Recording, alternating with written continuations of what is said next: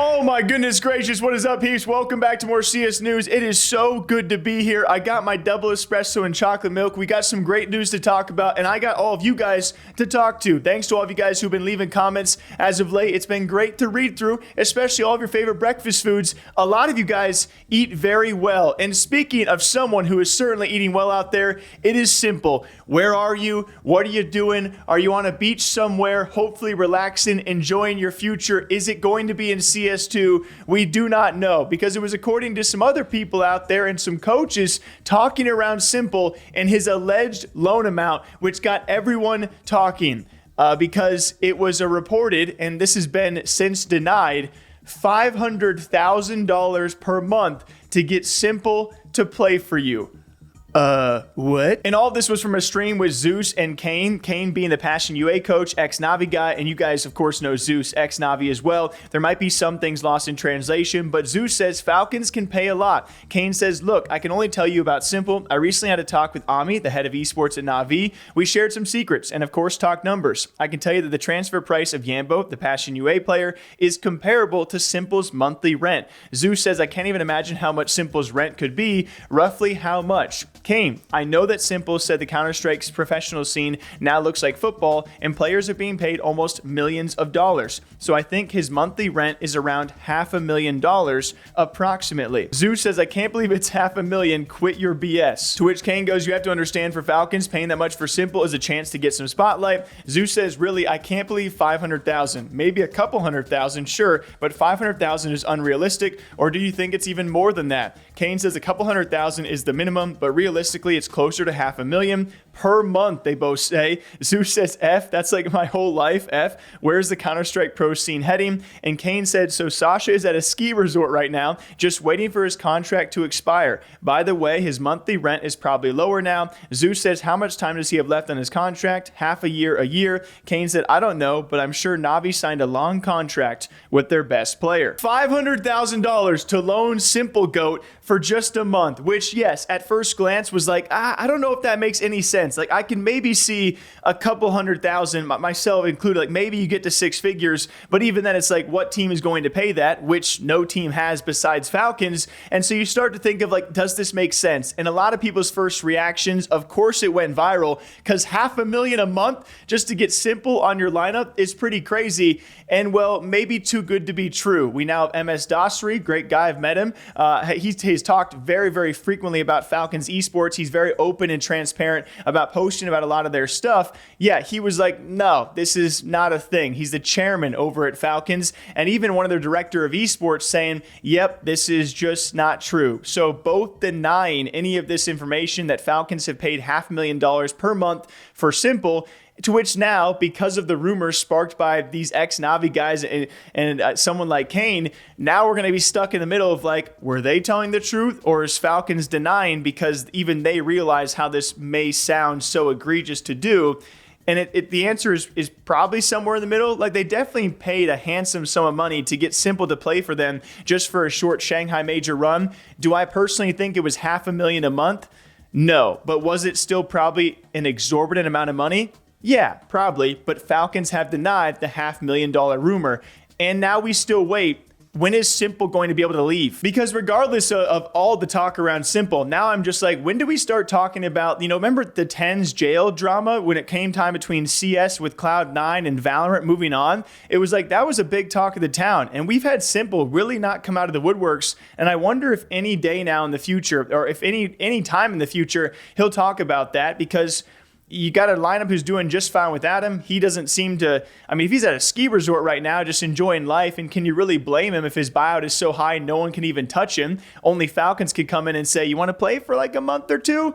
It's just, it's wild times. And so the future of S1mple, it awaits us all. It's a mystery, and we'll be lucky to see him this year, right? To which we also have some Reddit translations from a recent Siuhy stream over the Mouz drama. If you guys missed this, their star-studded IGL has now been benched due to a clash of visions in an untimely event just after the offseason and just after their first event together and a successful end to last year. Siuhy's now gone, and you have Brolin stepping in to be their IGL. You have Spinks now joining to technically replace, of course, the bench Siuhy, and it's just, it's weird because no one understands what would have caused such a rift in Mouz to all of a sudden bench your really, really good IGL and to make such big changes and to have a stand-in from your academy roster ahead of Katowice, one of our biggest events. It is the biggest event of the early part of this calendar season. Like, what are we doing? And so there might be some mistranslations here, guys, thanks to Reddit. So keep this all with a grain of salt, but it is something to talk about, and it might lean towards more of an explanation as to what exactly happened, because clearly something happened behind closed doors that caused such a rift that they would even agree to part ways like this, and Siuhy would be gone, and they'd be like, yeah, you should be. You know, like something has to be said. And so here is what little we have. As apparently Siuhy's friend said, teammates are ghosting you, and Siuhy responded saying they are not responding anytime else than practice. You know how it looked in my team? There is one guy who has a muted phone. I mean notifications, like Foley. One has muted notifications from anyone except his girlfriend. His friend said, for F's sake, in this context, Siuhy said, one rarely uses his phone. It is how it is. Both friends are saying something regarding the Face It game, I guess. And then the friend says, so are they just effing around or no? And from those that you have mentioned, which are you? And Siuhy said, neither of them. Yo, nerds, what's up? Just quick interjection. Luckily, this happened while I was editing things because I would have felt really bad otherwise. There's now been a correction posted by Siuhy himself, calling this clip out of context. Not only does he call the clip 9 days old, and whoever posted it to Reddit was trying to frame it, talking about his team, he says it wasn't the case. That is completely untrue. Goes on to clarify that his relationship with Mouz and as a team was really healthy and really good, which is really refreshing to hear. So just wanted to hop on and correct this, guys. He has denied this entire post. I will say the wording of his post, I mean, is probably going to be met with some questions, because this even lends more to the fact of what happened. If you guys were really good friends and really close, how did everything crumble so fast? That's just my opinion first reading it. But Siuhy has clarified whatever was posted about him, this is just untrue, and that him and Mouz were all friends and there's no hard feelings. So this story just continues to be a wallop, and we'll see what comes out next about this. So I know we didn't get a lot from that, and we probably will not get a lot from Siuhy. Honestly, I just had a brief interaction with him after the Paris CSGO major. Seems like a super, super nice guy, but also we all know fairly introverted, right? Fairly shy. I don't think really likes doing interviews, so I can't see him being the type of person to speak openly about, you know, what went down in Mouz and what broke down.